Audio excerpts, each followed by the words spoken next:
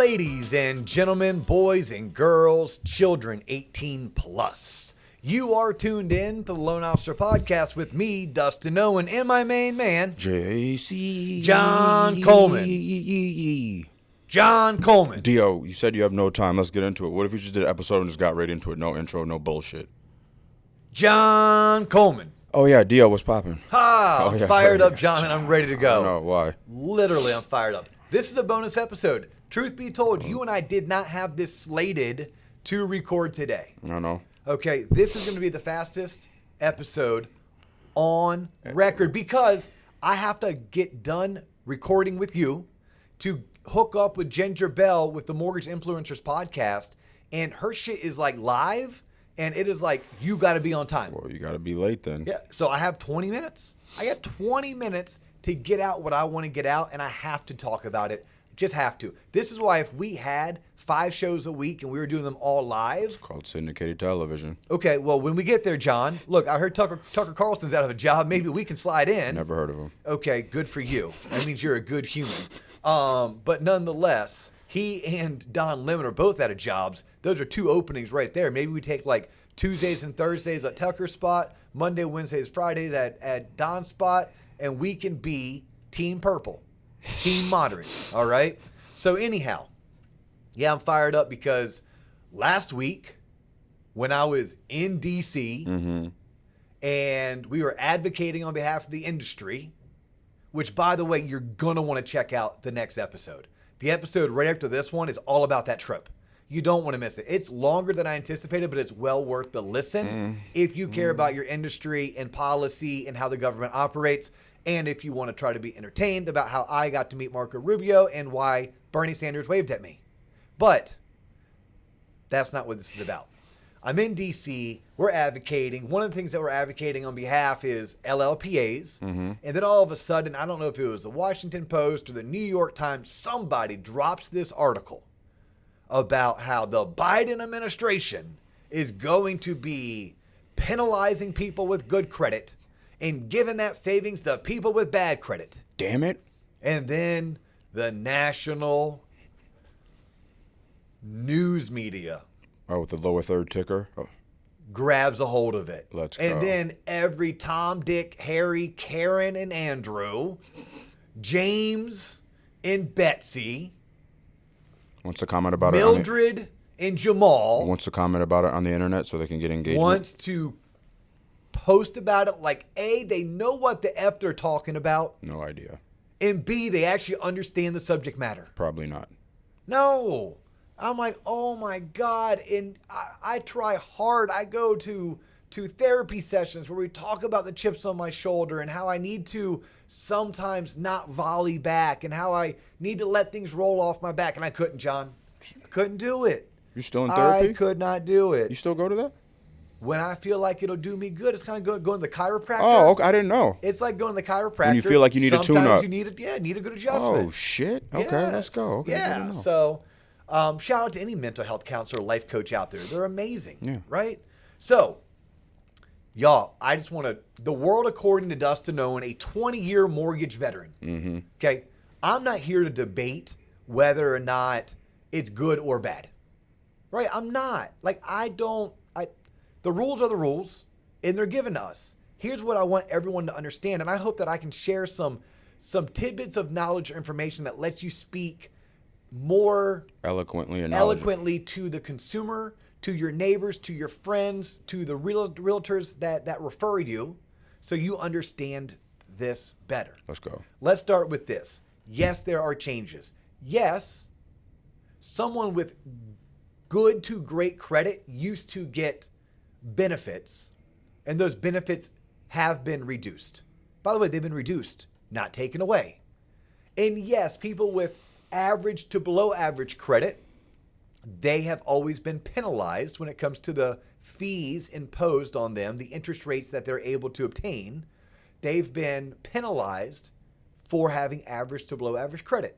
And yes, that penalty has been reduced, but we are still giving benefits to people with good credit, and we are still penalizing people with bad credit. And again, I'm not here to debate whether or not we should or should not do that. I just want to set the record straight because many people either assumed or they passed along information that was very confusing that would make someone want to believe that someone with bad credit was getting something better than someone with good credit. Right? So truth be told, that's not the case. By the way, we are only talking about loans that are delivered to Fannie Mae and Freddie Mac. And by the way, delivered. I love the news media. May 1st, May 1st, May 1st. No. Delivered May 1st. In order for me to deliver a loan to Fannie Mae or Freddie Mac by May 1st, it had to have closed more than likely by April 26th or before, which meant it was locked in 30 days before April 26th, which puts me into March, which means these changes have been in place already. This is a nothing burger. Dummy. This is a nothing burger, guys and girls.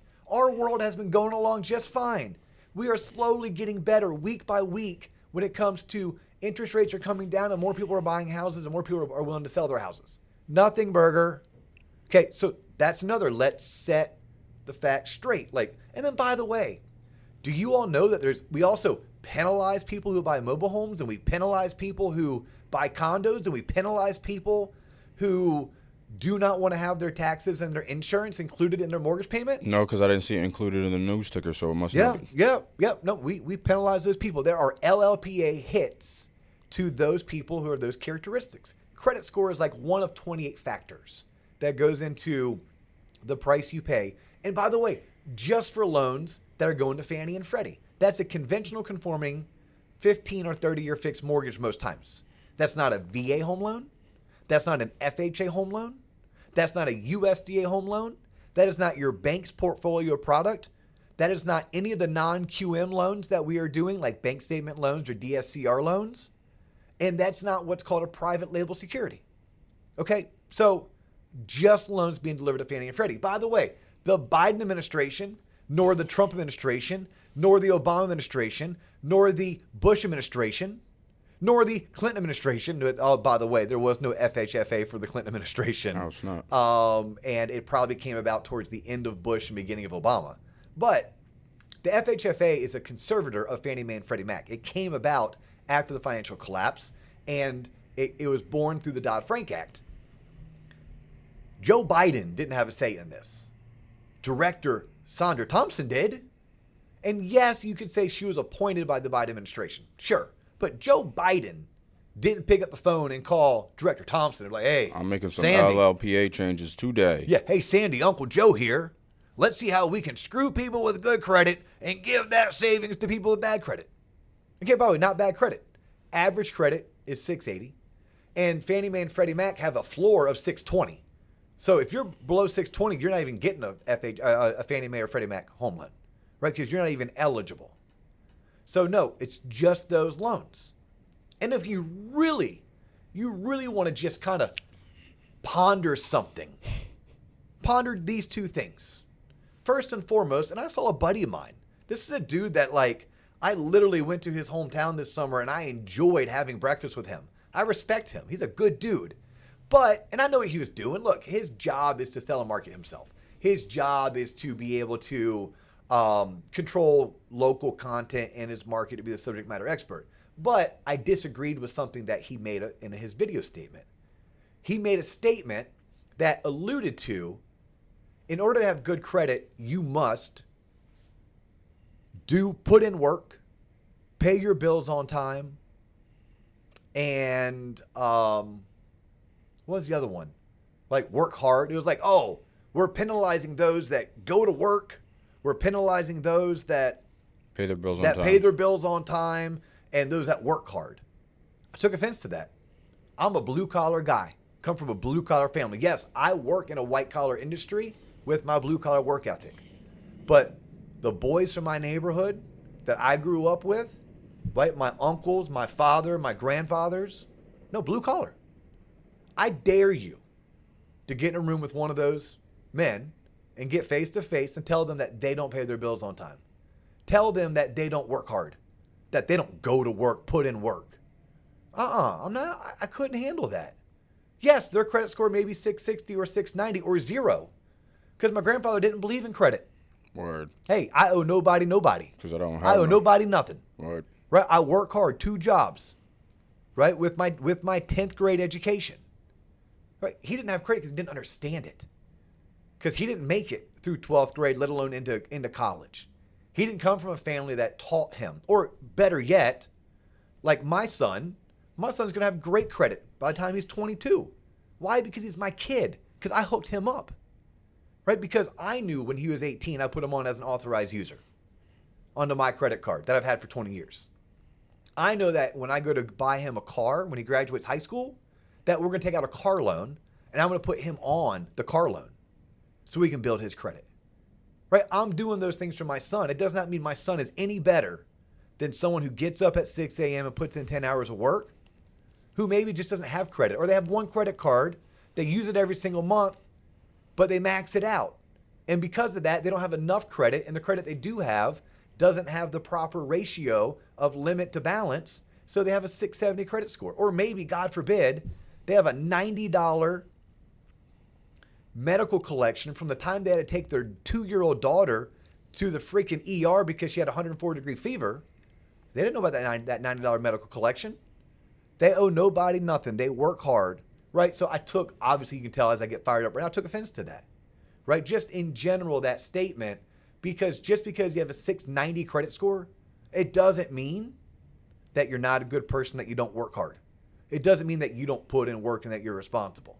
It may mean that you're not educated. It may mean that you haven't been invited into the room where this type of stuff is talked about, the stuff we talk about on this podcast. This is why JC and DO want to be your financial friends with benefits. And then you start thinking about, well, who has that 670, 690 credit score? Could it be the cop making 52 grand a year, her teacher husband who's making 48 grand a year at $100,000 a year in most of our top 25 metros? That's barely enough to live, let alone save a 20 or 25% down payment, right? So they only have 3 to 5% to put down, right? And maybe their credit is good but not great. I feel like people are like, oh, we're robbing Peter to pay Paul. We're Robin Hooding it. I'm like, look, and I'm not here to debate it. I'm just here to say, have you thought this all the way through? And then finally, as a SME in mortgage. By the way, y'all, if your credit score is under 700, if you're trying to put 3 to 5% down, I'm not even doing a conventional conforming loan for you in today's market. So that don't even matter what we're talking about here. I'm doing an FHA loan. It's a better loan product. It's a cheaper interest rate and cheaper mortgage insurance. So then let me run this by you before we have to go, and let me check my time. You have to unlock it and then put in your passcode. That is stupid, John. Why do I have to unlock it and put in my passcode? I got plenty of time, too. I can slow it down. Take a sip from this copper mug. So I have a question for you in the interim. Yes. Are you calm down before that water Calm boils? down, God no. dang. No, we didn't plan on this episode. The universe forced this upon us. So the people out there, to say I have good credit and like all these loan level pricing adjustments hit and blah, blah, blah, whatever. At the end of the day, like what does this mean like dollars wise? I'm going to have to pay like $40 more on my loan? Like what does it really boil down to? John, I would think that you've been co-hosting and producing a podcast for the past 3 years. Holy cow. I want to give you a hug and a kiss right now. What does it boil down to? Are we bitching about like $25 a month? Because if we are, people are sheeple. Yes. Look, at the end of the day, depending on your market, you're talking about $25 to $40 a month in monthly payment. You're talking about a potential, maybe an extra 2 or 3 grand at closing. By the way, 2 or 3 grand at closing, when you're already bringing Right, like $30,000 to $40,000 to closing, it ain't really nothing. right? Or $25 to $40 a month. I know it all adds up, people. I get it. I understand compound interest. I teach it. But it's $25 to $40 a month for what? The next 5 to 7 years? The next, by the way, 2 or 3 years before you refinance? That's what I'm saying. So when you refi, do these LLPAs come off? Depends on the loan product. So, yeah, could refinance. Who's making you go get a conventional conforming loan that's going to go to Fannie and Freddie? You know what? If there's a better loan because you have great credit and a bunch of money down, go find a private label security. Right? Go find a private label security. Like, you don't have to get a Fannie and Freddie loan. And that's what I was getting at before. I had to check the time and take a sip of water from my copper mug. I think it's water in there, John. Yeah, I wish. I think it's water in there. It's not tequila. It's not. Well, it'd be a Moscow Mule if it was anything. Actually, it'd be one of those Kentucky mules. It's nothing because there's no condensation on the mug. If there was properly made out of ice. Okay. Let's not go down this rabbit hole. I got to get over to Ginger Bell and the Mortgage Influence podcast after we record this. No, so we wouldn't even be doing a loan for you more than likely. We'd be doing an FHA loan for you. More than likely, we'd be doing an FHA loan. So people just need to understand that. And yes, to your point, what is the penalty if it's a penalty? Because my same friend who fired me up because he alluded to, if you don't have great credit, you must not go to work. You must not work hard. Yeah, right? You must be lazy. Yeah. I took offense to that. He also made a valid point. He goes, Dustin, we are still penalizing people with good credit. If you used to have one benefit and now your benefit's been reduced, that is a penalty. And I said to him, I'm not going to disagree with you. That's not worth arguing. That's tomato, tomato. Yep, cool. But here's something I want people to understand. And if you listen to our next episode, I'm going to talk about how I basically saw Lindsey Graham and Elizabeth Warren make out on the Senate floor. They didn't, but they got along like friends would. Okay, so anyone who follows this industry will understand this. Fannie Mae and Freddie Mac have always been a quasi-government agency. There used to be a time, and you still can buy it, but their stock's a penny stock. They were a publicly traded stock, right? They weren't a government entity the way that FHA, VA, USDA, those are government loans. They end in A. We teach that. We have a whole entire website called TLOP Online where we teach mortgage professionals stuff like that. If it ends in A, it's a government loan. What's a government loan? USDA, VA? FHA. FHA, there you go. Okay, so it was always quasi-government. And then when the market melted in 2008 and they lost hundreds of millions of dollars due to loans going bad, loans going into foreclosure, Fannie and Freddie, which at the time, they probably purchased a third of the mortgages out there. A third. That meant that VA got their 5 to 10%, FHA got their 10 to 15%, and the rest was going to the private market. Private market. Okay. It collapses. They have to go into conservatorship. That's where the FHFA comes into play. That's where now Sandra Thompson is the director of the FHFA. What we as an industry, we as a country, we as elected officials have been stumping and striving to do, and this goes back to the Trump administration, and it carried into the Biden administration, is how do we reinvigorate Fannie and Freddie with the cash they need so we can release them from conservatorship, so they can go back to being more of a quasi-government, which is like half private, half public, half government, half private, I should say, entity. Well, we need to raise money. So the previous administration, if we're going to blame presidents, which we shouldn't, they thought, well, hey, we're going to raise money by making it very expensive for people to buy vacation homes and use a conventional conforming loan. We lived through that. That's why we've gone from it was used to be very easy to put 10% down and get an affordable mortgage to buy a second home, a vacation property. Now, good luck. The fees are so through the roof, you might as well put 20 or 30% down in order if you're going to use a conventional conforming loan that's backed by Fannie and Freddie. We also went through a phase during the refi boom of 2020 and 21. The director of the FHA at the time, which wasn't Director Thompson, he was like, you know what?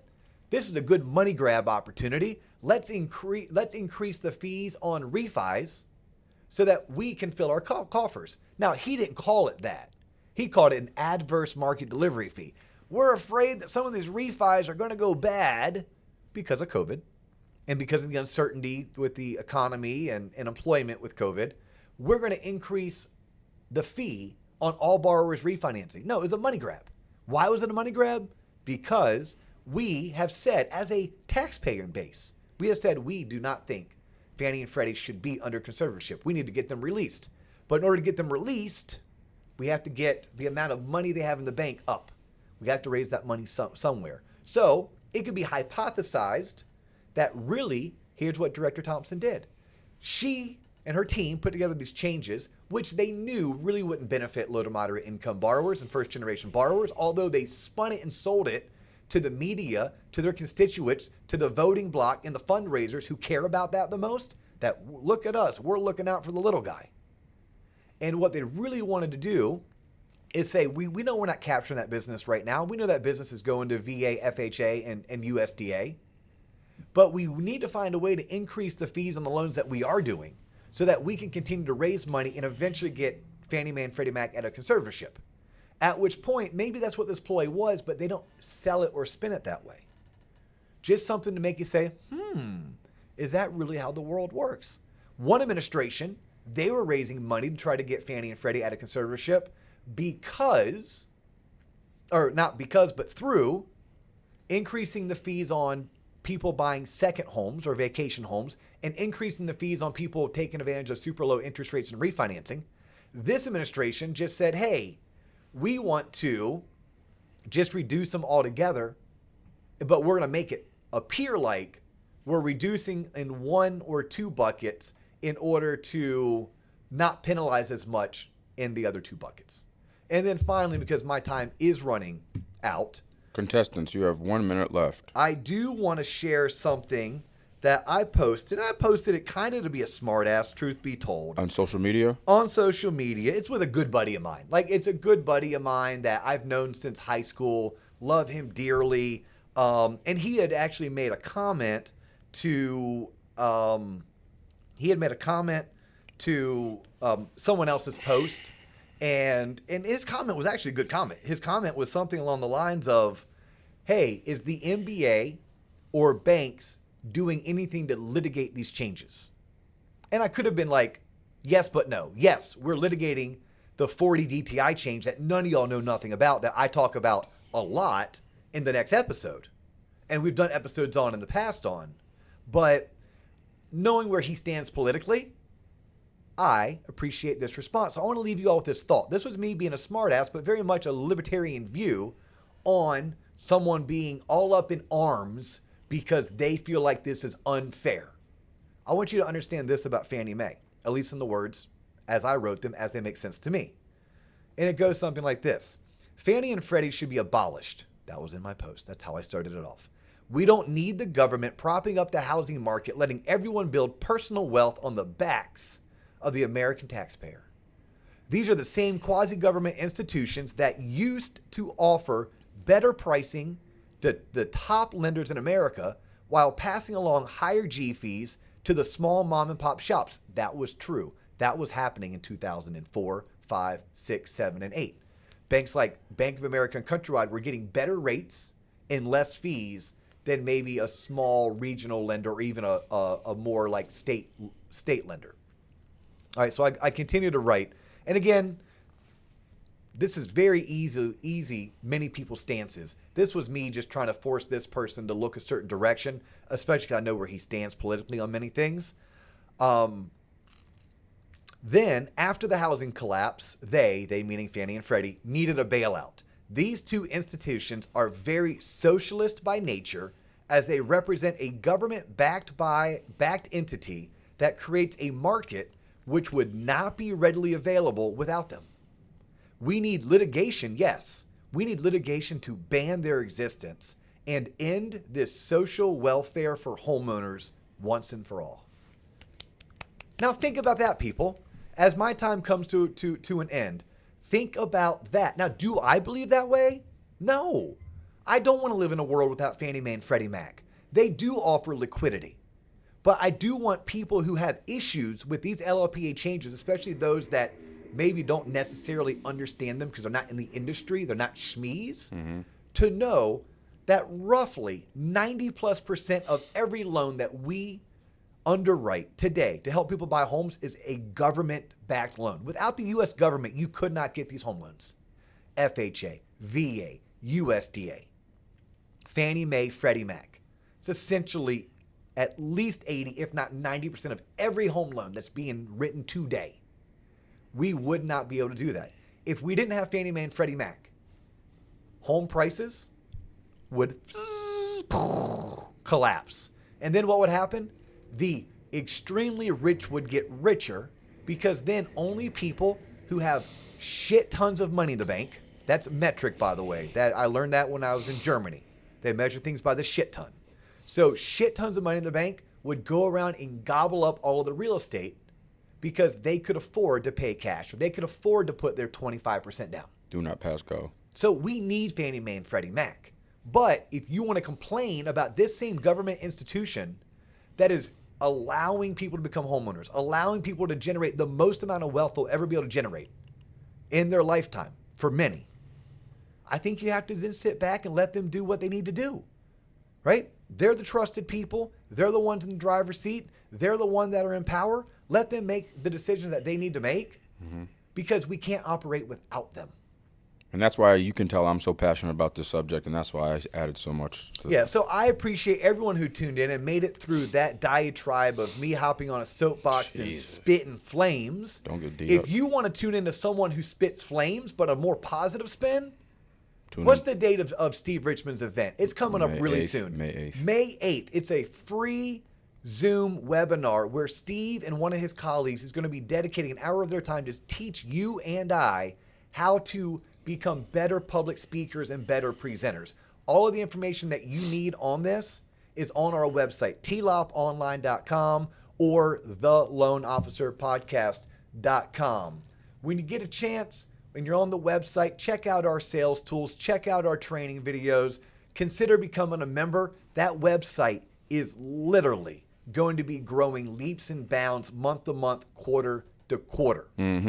And if you're up in the Jacksonville market, be on the lookout. We are setting a date, Tuesday, May 23rd, I believe is a Tuesday. We're looking at doing a Learn, Earn, and Grow sales symposium for mortgage professionals up in the Jacksonville market. Shout out to my boy Tom Reber with Cross Country Mortgage. Shout out, Tom. Tom Reber and the Mortgage Bankers Association of Jacksonville is going to host us. We're going to partner with one of Tom's lender buddies and his favorite title company, and we're going to kick ass and take names the way we did just recently down in Palm Beach Gardens. Well said. His name is John Coleman. My name is Dustin Owen. You have just tuned in to a special edition of the Loan Officer Podcast. We look forward to catching you on the next episode. And if you like what we're doing, share us, follow us, comment, Word. give us a 5-star review, and keep tuning in. Holler. Peace.